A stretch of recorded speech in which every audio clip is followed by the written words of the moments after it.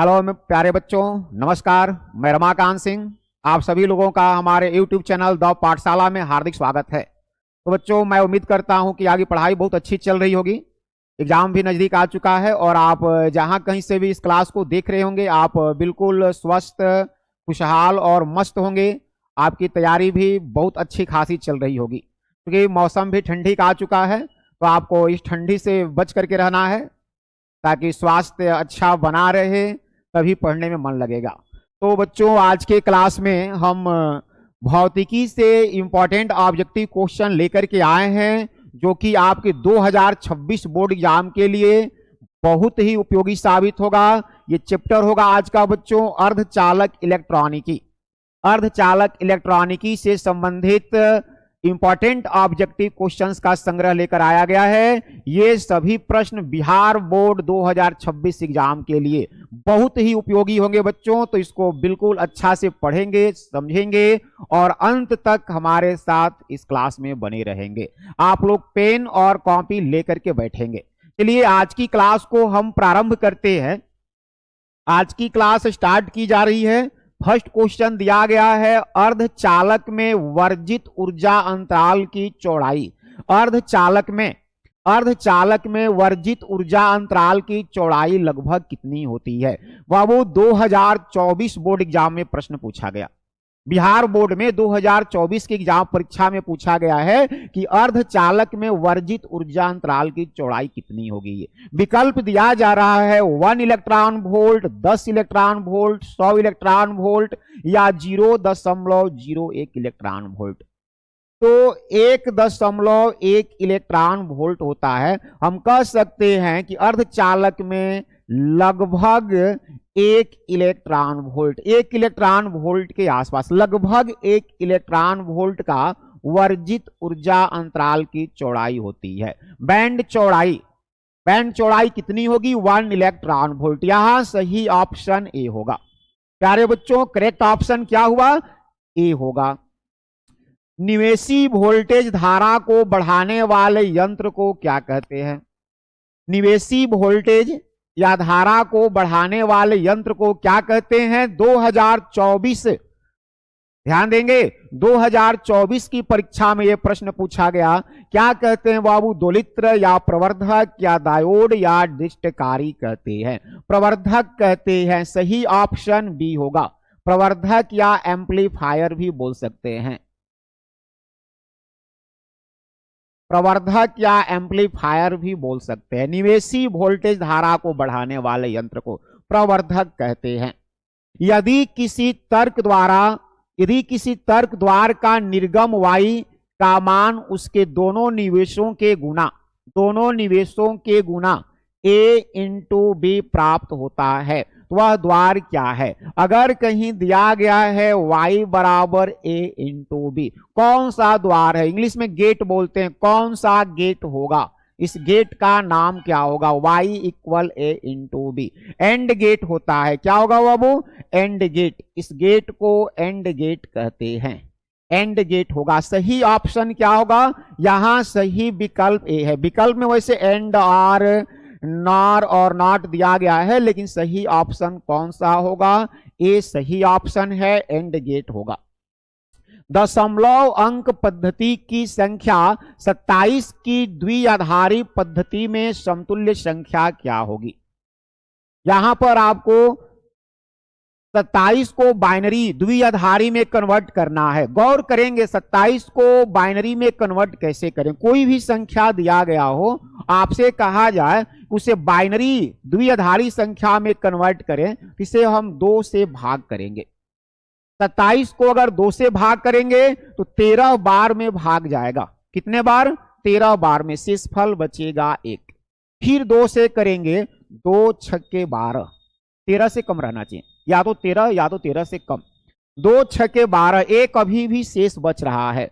फिर 2 से भाग करेंगे, 2 तिहाई 6, शेषफल 0 बचेगा, कोई शेषफल नहीं बचेगा। फिर 2 से 1 बार में भाग जाएगा, 2 1 कम 2, शेषफल क्या बचेगा? 1 बचेगा। अब यहां से लिखते नीचे से, तो क्या आया? 1 1 0 1 1 1 1 0 1 1। ये बाइनरी है, यहां पर रेडिक्स 2 लगा देते हैं, यहां पर आधार 2 लगा देते हैं। बताइए कौन सा विकल्प सही होगा? 11011 11011, यहां पर सही ऑप्शन डी होगा। प्रश्न संख्या 4 के लिए सही ऑप्शन डी है। पीएन संधि डायोड का उपयोग करते हैं। पीएन संधि डायोड का उपयोग कहां करते हैं? प्रवर्धक की तरह, दोलक की तरह, मॉड्यूलेटर की तरह या दिष्टकारी की तरह? किसकी तरह करते हैं? दिष्टकारी की तरह करते हैं। पीएन संधि डायोड का उपयोग दिष्टकारी की तरह करते हैं। दिष्टकारी को रिएक्टिफायर भी बोला जाता है। अगर विकल्प में रिएक्टिफायर दे दिया जाए तो वह भी सही होगा, या तो रिएक्टिफायर दिया गया होगा, इंग्लिश नेम हो जाएगा रिएक्टिफायर, हिंदी में दिष्टकारी होगा। यह दिष्टकारी का काम क्या होता है? दिष्टकारी क्या करता है? एसी धारा को डीसी धारा में परिवर्तित करता है। ये प्रत्यावर्ती धारा को दिष्ट धारा में बदलने वाला यह यंत्र है जिसे दिष्टकारी कहते हैं, और इसमें पीएन संधि डायोड का उपयोग करते हैं। चलिए इसके लिए पांचवा के लिए विकल्प नंबर डी सही होगा। अगला प्रश्न देखेंगे, प्रश्न संख्या 6 है, नॉर गेट के लिए बूलिया व्यंजक क्या होगा? नॉर गेट के लिए बूलिया व्यंजक क्या होगा? नॉर गेट का बूलिया व्यंजक बनाने के लिए पहले आर गेट बनाना होगा, और आर गेट के लिए होता है y बराबर a plus B. OR gate के लिए होता है y बराबर a प्लस बी। चूंकि नॉर करना, इस पर हम नॉट लगा देंगे, ये हो जाएगा नॉर गेट, यानी कि यहां सही ऑप्शन होगा डी, सही ऑप्शन होगा। नॉर गेट के लिए बूलिया व्यंजक, नॉर गेट के लिए बूलिया व्यंजक देखिए, आर कहा जाए तो y बराबर a प्लस बी, एंड कहा जाए y a इंटू बी, और नॉट के लिए y इक्वल a नॉट। अगला प्रश्न करेंगे, मूल गेट के लिए निम्नलिखित में से कौन सही है? यहां पर कुछ विकल्प दिए गए हैं, आपको बतलाना है कि मूल गेट के लिए कौन सही है। 2021 के एग्जाम में पूछा गया। एंड और नॉट, नैंड नॉर, और नॉट एंड और। मूल गेट कौन कौन होते हैं? एंड होता है, और होता है, और नॉट होता है। मूल गेट यही है। तो यहां पर सही विकल्प कौन सा होगा?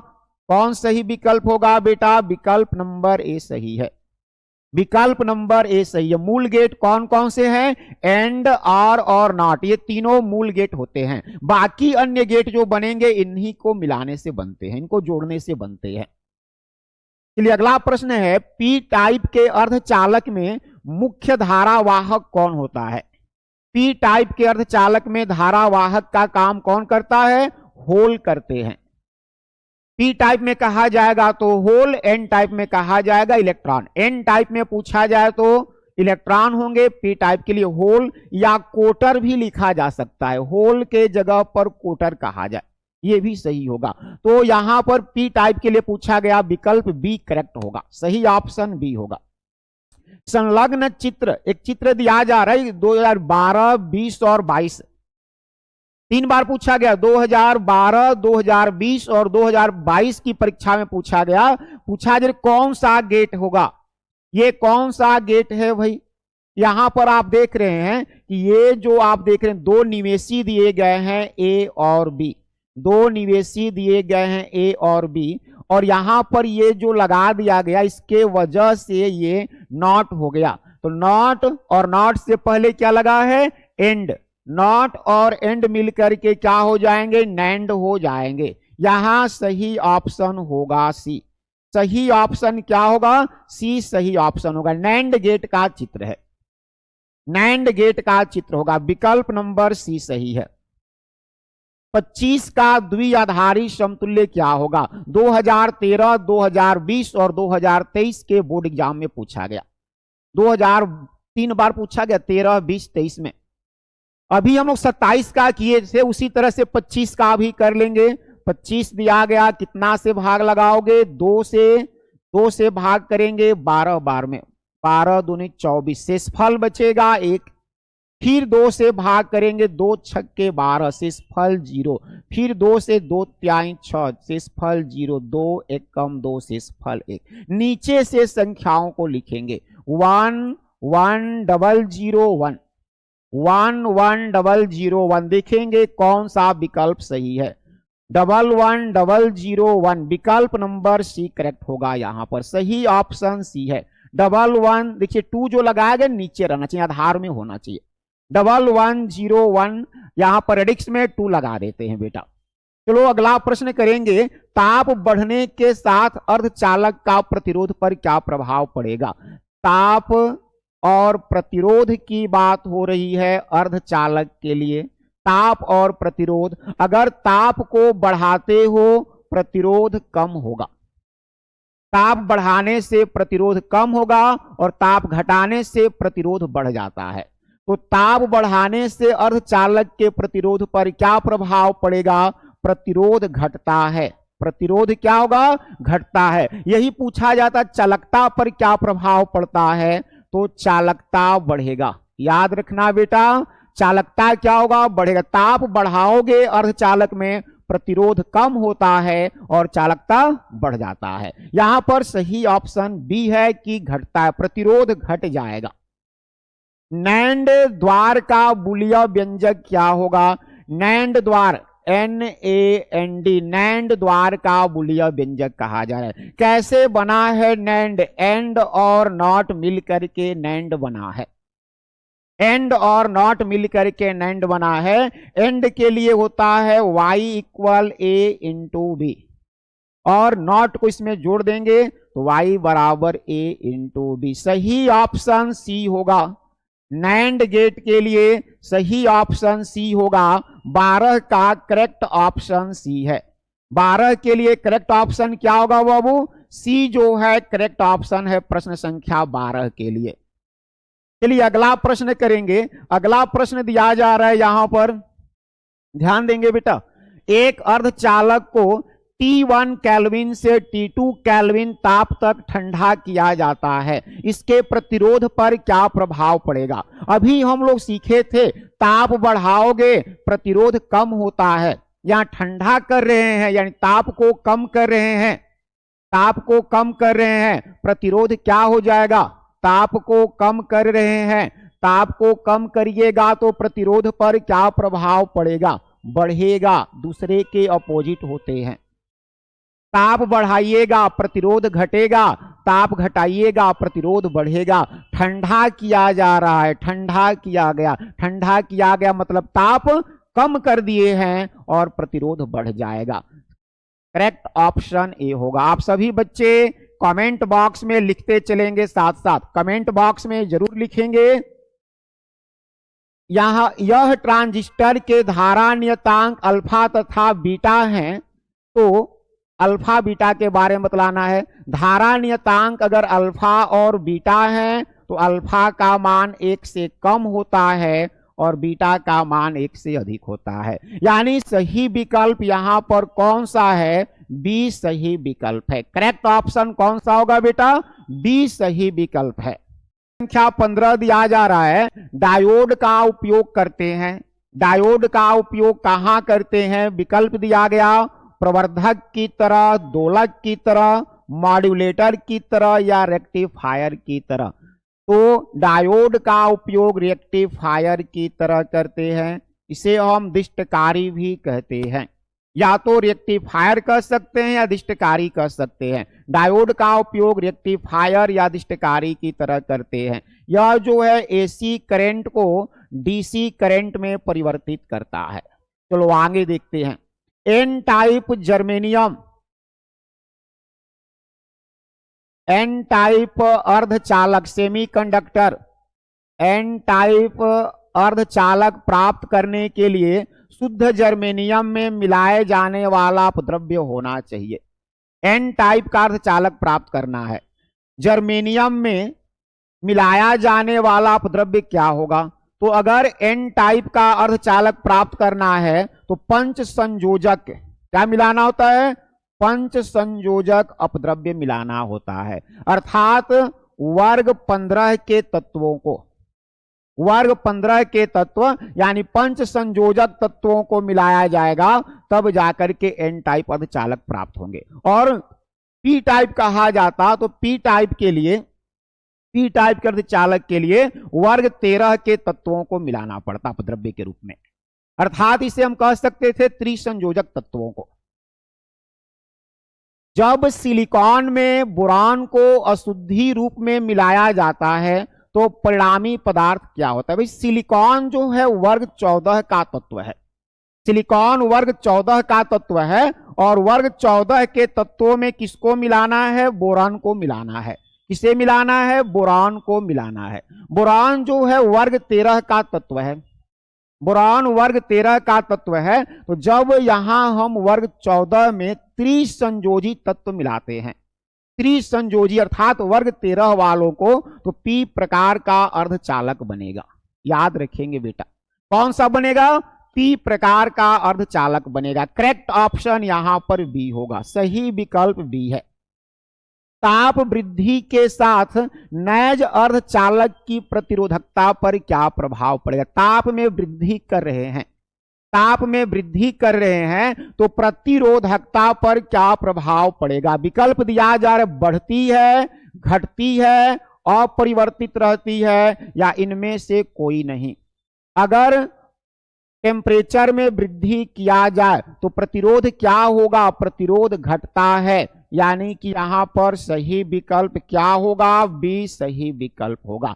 करेक्ट ऑप्शन यहां बी है, करेक्ट ऑप्शन बी होगा बेटा। कोटर आवेश वाहक होते हैं। कोटर आवेश वाहक यानी कहां पर कोटर आवेश वाहक का काम करते हैं? कोटर जो है दो जगह आवेश वाहक का काम करेंगे। नैज अर्धचालक में, चूंकि नैज अर्धचालक में इलेक्ट्रॉन भी आवेश वाहक का काम करते हैं और कोटर भी करते हैं। दूसरा ये है कि कोटर जो है पी प्रकार के अर्धचालक में आवेश वाहक का कार्य करते हैं। यहां दिया केवल पी प्रकार, केवल एन प्रकार, नैज एवं पी प्रकार के अर्धचालक में। सही ऑप्शन सी होगा। सभी बच्चे कमेंट बॉक्स में लिखेंगे। नैज और पी प्रकार के अर्धचालक में कोटर या होल आवेश वाहक का कार्य करते हैं। अगर आप लोग को हमारी क्लास पसंद आ रही है तो सभी बच्चे क्लास को लाइक करेंगे, वीडियो को लाइक कर देंगे, और अभी अब तक जो बच्चे नए हैं, सब्सक्राइब नहीं किए हैं, तो आप हमारे चैनल को सब्सक्राइब कर देंगे। आप अपना प्यार बनाए रखें ताकि आपके लिए हम लोग दिन प्रतिदिन और अधिक मेहनत करते चले। अगला प्रश्न देखेंगे, शुद्ध जर्मेनियम में निम्न में कौन सी अशुद्धि मिश्रित करें या पी टाइप का अर्धचालक बन जाए? कैसा बनाना है? पी टाइप का अर्धचालक बनाना है। पी टाइप का अर्धचालक बनाने के लिए त्रिसंयोजी तत्वों को मिलाना पड़ता है। किसे मिलाना होगा बेटा? त्रिसंयोजी तत्वों को मिलाना होता है। त्रिसंयोजी अर्थात वर्ग 13 के तत्व। और यहां पर वर्ग 13 का तत्व कौन है? तो वर्ग 13 का तत्व जो है एल्यूमिनियम है। एल्यूमिनियम वर्ग 13 का तत्व है। यहां सही ऑप्शन सी होगा। करेक्ट ऑप्शन सी हो जाएगा बेटा। तीन पदार्थों के ऊर्जा बैंड निम्न चित्र में दिखाए गए हैं। वी जो है संयोजकता बैंड और सी चालन बैंड है। ये पदार्थ कैसे हैं? देखिए पहला चित्र जो दिया गया है, यहां पर एनर्जी गैप जो है 3 इलेक्ट्रॉन वोल्ट से कम है। 3 इलेक्ट्रॉन वोल्ट से एनर्जी गैप कम है, तो ये भाई 3 इलेक्ट्रॉन वोल्ट से कम है तो अर्धचालक होगा। क्या होगा? अर्धचालक। दूसरा में ओवरलैप्ड है, ओवरलैप्ड है तो ये क्या हो जाएगा? चालक हो जाएगा। यहां पर 3 इलेक्ट्रॉन वोल्ट से अधिक है एनर्जी गैप। ऊर्जा अंतराल जो है 3 इलेक्ट्रॉन वोल्ट से अधिक है तो ये हो जाएगा कुचालक। यानी पहला वाला अर्धचालक, अर्धचालक, ये चालक और ये कुचालक। देखेंगे पहला में अर्धचालक होना चाहिए, दूसरा पर चालक, और तीसरा जो है कुचालक होना चाहिए। सही ऑप्शन क्या होगा बेटा? डी सही ऑप्शन होगा। करेक्ट ऑप्शन डी होगा। चलिए अगला प्रश्न करते हैं। नेक्स्ट क्वेश्चन दिया गया, शुद्ध सिलिकॉन को एन टाइप अर्धचालक बनाना है। शुद्ध सिलिकॉन को एन टाइप अर्धचालक बनाने के लिए इसमें अपद्रव्य पदार्थ मिलाते हैं। एन टाइप बनाना है। एन टाइप बनाने के लिए वर्ग 15 के तत्वों को मिलाना होगा। पंच संयोजी अशुद्धियां मिलानी होगी। यहां पंच संयोजी अशुद्धि कौन है? वर्ग 15 का तत्व एंटीमनी है। एंटीमनी जो है पंच संयोजी है, यानी सही ऑप्शन डी होगा। करेक्ट ऑप्शन डी होगा बेटा। परम शून्य ताप पर शुद्ध जर्मेनियम का क्रिस्टलीय व्यवहार कैसा हो जाता है? शुद्ध जर्मेनियम का क्रिस्टलीय व्यवहार कैसा हो जाता है परम शून्य ताप पर? तो परम शून्य ताप पर ये जो है अचालक की तरह कार्य करेंगे। विकल्प नंबर 20 सही होगा, पूर्ण अचालक की तरह। कैसे काम करेगा? पूर्ण अचालक की तरह। करेक्ट ऑप्शन बी होगा। नॉर गेट का लॉजिक गेट है, लॉजिक संकेत है। नॉर गेट के लिए NOR कैसे बना है? और नॉट को मिलने से, और नॉट को मिलने से। आर के लिए क्या होता है? आर के लिए दो निवेशी हो जाएंगे ए और बी, और एक निर्गत हो जाता है वाई। चूंकि नॉट भी लगा है तो यहां पर हम ऐसे कर देंगे। सही कौन सा होगा? बी सही है। सही ऑप्शन यहां पर बी है। सही ऑप्शन बी हो जाएगा नॉर गेट के लिए।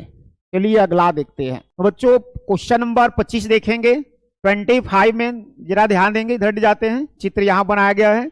संलग्न चित्र में प्रदर्शित संयोजन में निर्गम y बराबर 1 प्राप्त करना है। y का मान क्या प्राप्त करना है? 1 प्राप्त करना है। यहां आप देख सकते हैं ये जो गेट बनाया गया है, यहां जो गेट बनाया गया है यह कैसा गेट होगा? यह आर गेट है। कौन सा गेट है बेटा? आर गेट है। चलो इसको इरेज कर देते हैं। ये जो है आर गेट है, और यहां जो देख रहे हैं आप आर गेट हो गया। यहां पर जो आप देख रहे हैं ये कौन सा गेट है? ये कौन सा गेट होगा बताएंगे? ये तो आर गेट हो गया, ये एंड गेट है, और वाई बनाना है। आर गेट में पहले आप देख रहे हैं कि दो निवेशी है, और यहां भी दो निवेशी है। इसका वाई का मान 1 तभी हो सकता है जब यह भी 1 हो और यह भी 1 हो। पेन का कलर चेंज करना पड़ेगा। जब यह भी 1 हो और यह भी 1 हो तभी y का मान 1 होगा, क्योंकि y बराबर होता है a इंटू बी। अगर a भी 1 हो, b भी 1 हो तो y का मान 1 होगा। तो यह 1 तब होगा जब c का मान 1 रखा जाए। c का मान क्या होना चाहिए? 1 रहना चाहिए। यहां 1 लाने के लिए a और b अगर इनपुट है, आउटपुट 1 लाने के लिए आर गेट में इन दोनों में से किसी एक को 1 होना चाहिए, किसी एक को 0 होना चाहिए। a और b में कोई एक 1 हो जाए, कोई एक 0 हो जाए। तो यहां देखेंगे c का मान 1, यहां c का मान 1 नहीं है, यहां जो है c का मान 1 नहीं है, यहां भी 1 नहीं है, यहां भी 1 नहीं है। c का मान 1 यहां पर है। हमने बोला a और b में से कोई एक 1 और कोई एक 0। a 1 है और b क्या है? 0 है। सही ऑप्शन ए होगा। करेक्ट ऑप्शन ए होगा। अगला प्रश्न करेंगे। दो निवेशी टर्मिनल वाले आर गेट का निर्गम केवल 0 कब होता है? आर गेट दिया जा रहा है। आर गेट के लिए बूलिया व्यंजक होता है y equal a plus B. दो निवेशी इनपुट हैं, a और b दो निवेशी इनपुट हैं। y का मान 0 कब होगा? y 0 तब होगा जब a भी 0 हो जाए और b भी 0 हो जाए। तब उस कंडीशन में आउटपुट जो है 0 आता है, वो आउटपुट 0 आएगा। कब 0 होगा? जब दोनों 0 हो जाए। कोई एक निवेशी 1 हो, दोनों निवेशी 1 हो, कोई एक 0 हो, या इनमें दोनों निवेशी 0। सही ऑप्शन डी होगा। यहां सही विकल्प कौन है? डी सही विकल्प। इनमें से दोनों इनपुट 0 होने चाहिए, तभी 0 होगा आउटपुट। द्विआधारी संख्याओं 1011 तथा 110 का योग क्या है? 110 का योग क्या है? योग ज्ञात करना है। 111 क्या हुआ भाई? 11 गलत लिख रहा है।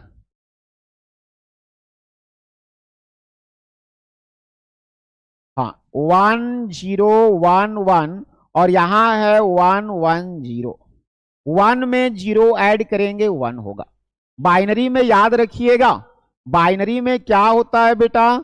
अगर 0 में 0 ऐड करेंगे 0 आता है, 0 में 1 ऐड करेंगे 1 होता है, 1 में 0 ऐड करेंगे 1 होता है, 1 में 1 ऐड करेंगे 1 0 होता है। बाइनरी एडिशन में 0 0 को जोड़ोगे 0 आएगा, 0 1 को जोड़ोगे 1 आएगा, 1 0 1 आएगा, 1 और 1 मिलकर के 1 0 होगा। तो 1 में 0 को ऐड किया कितना होगा, 1 होगा। फिर 1 और 1 को ऐड करेंगे तो 1 और 1 मिलकर के 1 0 हो जाएंगे। 1 0 में से 0 रखा जाएगा और 1 बन जाएगा हासिल। 0 और 1 मिलकर के 1 और उसमें 1 हासिल को ऐड करेंगे, ध्यान देंगे 0 और 1 मिलकर के 1 और जो यहां का हासिल एक बचा है उसमें 1 को ऐड कर देंगे, 1 0 क्या रखा जाएगा यहां पर 0 और हासिल बचेगा 1। यहां लास्ट में 1 है, 1 को हासिल 1 में ऐड करेंगे 1 0। आपको ये चारों लाइन याद होना चाहिए। फिर से देखेंगे 1 0 1 हो जाएगा, 1 1 मिल करके 1 0 होगा, जिसका 0 रखा गया 1 हासिल कर दिया गया। 0 और 1 मिलकर के 1 हुआ और हासिल को जोड़ेंगे तो 1 1 मिलकर के 1 0 रखा गया, 0 हासिल 1, 1 और 1 1 0। सही विकल्प कौन होगा, 1 0 0 1, 1 0 0 1 विकल्प नंबर 1 करेक्ट है।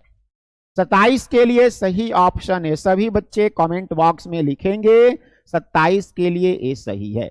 निम्नलिखित में कौन सा कथन द्विआधारी योग के नियमानुसार नहीं है, द्विआधारी योग के नियमानुसार नहीं है। अभी आपको हमने द्विआधारी योग सिखाया, 0 0 0 होगा, 0 1 1, 1 0 1 और 1 1 मिलकर के 1 0 होंगे। पहला 0 में 0 ऐड किया, 0 सही है, 0 और 1 ये भी ठीक है, 1 और 0 1 ये भी ठीक है, 1 और 1 मिलकर के 1 0 होगा, जो कि 1 दिया गया ये गलत है, ये गलत है, ये नहीं होना चाहिए। तो यहां पर सही ऑप्शन कौन होगा, डी सही ऑप्शन है। करेक्ट ऑप्शन क्या है बेटा, डी सही ऑप्शन है। इसमें हमने क्लास 12 फिजिक्स से संबंधित इंपॉर्टेंट ऑब्जेक्टिव क्वेश्चन अर्धचालक इलेक्ट्रॉनिकी चैप्टर से किया। इस चैप्टर के जो भी इंपॉर्टेंट ऑब्जेक्टिव क्वेश्चन थे जिन्हें 2026 बोर्ड एग्जाम में आने की संभावना है, उन सभी प्रश्नों को हमने आज के क्लास में कंप्लीट कराया। आप इन सभी प्रश्नों को एक बार रिवाइज जरूर कर लेंगे, ये सभी प्रश्न आपके एग्जाम के लिए बहुत ही कारगर साबित होंगे। और यहाँ पर भौतिकी में केवल एक चैप्टर बचा है, उस चैप्टर को भी हम अपलोड कर देंगे, उसका भी क्लास अपलोड कर देंगे। आपको चैप्टर 1 से लेकर के चैप्टर 14 तक सभी चैप्टर के ऑब्जेक्टिव क्रम वाइज आप देखेंगे, वीडियो में मिल जाएंगे, लिस्ट में देखिएगा, वहां पर सबके क्लास मौजूद हैं, सभी क्लास आप कर सकते हैं। इसके बाद तुरंत हम आप लोग के अनुरोध पर, आप लोगों ने रिक्वेस्ट किया कि सर जी आप दीर्घोत्तरीय प्रश्न सब्जेक्टिव से भी करा दीजिए, तो बहुत जल्द हम सब्जेक्टिव से दीर्घोत्तरीय प्रश्नों का संग्रह लेकर आएंगे, जो प्रश्न आपके एग्जाम के लिए बहुत ही इंपॉर्टेंट होंगे, ये प्रश्न आप देखेंगे।